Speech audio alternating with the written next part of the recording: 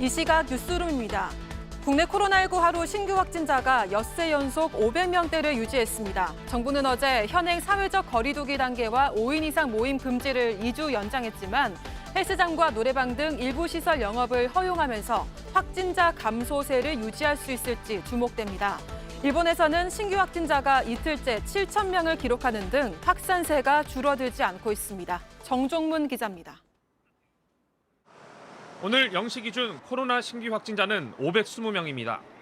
지역 발생자 500명, 해외 유입 20명입니다. 지역 발생자 중 70%는 서울 등 수도권에서 나왔습니다. 집단 감염 사례도 이어지고 있습니다. 경북 상주시 BTJ 열방센터 관련 확진자가 최소 760명까지 늘었습니다. 서울 송파구 동부구치소와 경기 용인시 수지 산성교회 관련 추가 확진자도 이어졌습니다. 서울 용산구 미군기지에선 17명이, 동대문구 사우나에서도 11명이 추가 감염됐습니다. 위중증 환자는 전날보다 8명 줄어 352명으로 집계됐습니다. 한편 일본에선 코로나 확진자가 7,000명대로 치솟는 등 확산세가 꺾이지 않고 있습니다. 어제 일본 국내 확진자는 7,014명으로 7,100명을 넘긴 15일에 이어 이틀 연속 7,000명대를 기록했습니다.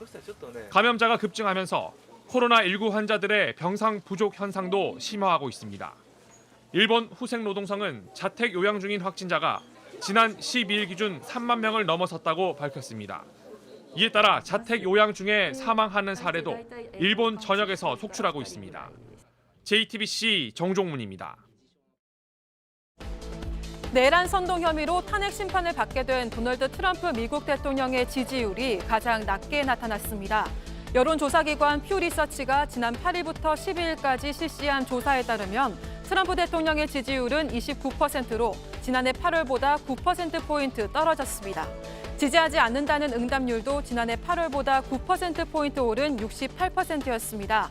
현재 트럼프 대통령 탄핵안은 미 의회 상원에 계류 중이며 3분의 2 이상이 동의해야 탄핵이 이루어집니다. 지난해부터 올해까지 개인 투자자들이 102조 2천억 원어치의 국내외 주식을 사들인 것으로 나타났습니다. 한국예탁결제원에 따르면 이 중 국내 주식은 77조 8천억 원입니다. 코스피에서 59조 원, 코스닥에서 18조 8천억 원을 순매수했습니다. 해외 주식 매입 금액도 24조 4천억 원으로 코스닥보다 많았습니다.